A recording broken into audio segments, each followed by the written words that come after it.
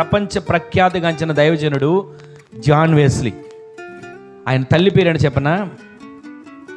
ఆమెకు ఒక బిరుదు ఇచ్చారు, మదర్ ఆఫ్ మెథడిస్ట్ అని. ఆమెకు ఎంతమంది సంతానం అంటే 19 మంది సంతానం. ఎంతమంది అండి?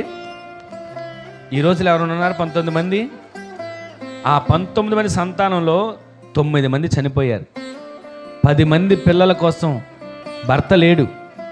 అందరు అన్నారు, ఇంకొక పెళ్లి చేసుకో, పిల్లలు ఎక్కడైనా అనాథాశ్రమంలో చేర్పించే. ఎన్ని చెప్పినా కానీ ఎవరి మాట వినలేదండి.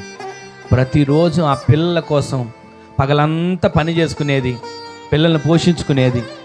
యవ్వన ప్రాయంలో ఉంది, కానీ ఎక్కడ కూడా ఏ రకమైనటువంటి తప్పు ఆలోచనలు అమలుకు రాకుండా పగలంతా కష్టపడేది. తనకిచ్చిన పనిని, తనకున్న పనిని చేసుకునేది.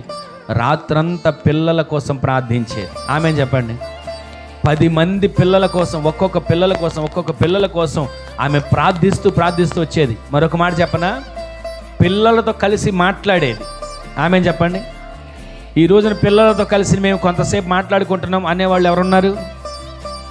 పిల్లలతో కాసేపు కలిసి మాట్లాడుకుంటున్నామండి. కష్ట సుఖాలు, ఇంట్లో ఉన్న భారం బాధ్యతలు మాట్లాడుకునే వాళ్ళు తక్కువైపోయారు. ఎవరికి వాళ్ళు, ఎవరి బాధ్యత వాళ్ళదే, ఎవరి భారం వాళ్ళదే, ఎవరి పని వాళ్ళదే, ఎవరి ఫోన్ వాళ్ళదే, ఎవరి ఆలోచనలు వాళ్ళే, ఎవరి పరుగు వాళ్ళదే.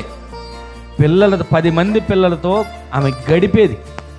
వాళ్ళకి ఆలోచన తెలియజేసేది. ఇదిగో ఏం చదువుతున్నారు, ఎలా చదువుతున్నారు, ఏం తింటున్నారు, ఆరోగ్యం ఎలా ఉంటుంది, ప్రతిదీ కనుక్కోవాలి పిల్లలను. ఆ విధంగా కనుక్కొని ఆ విధంగా ఆమె వారి కోసం ప్రార్థన చేస్తే ప్రపంచ ప్రఖ్యాతిగాంచిన డాక్టర్ జాన్ వెస్లీగా ఆయన దేవుడు ఎన్నుకున్నాడు. అనేక ప్రాంతాల్లో ఇంగ్లాండ్ దేశంలో నుంచి ఆయన వచ్చాడు. ఇంగ్లాండ్ దేశం నుంచి వచ్చి ఈ ప్రాంతానికి సువార్తను ప్రకటించాడు. వీరుడిగా మార్చబడ్డాడు.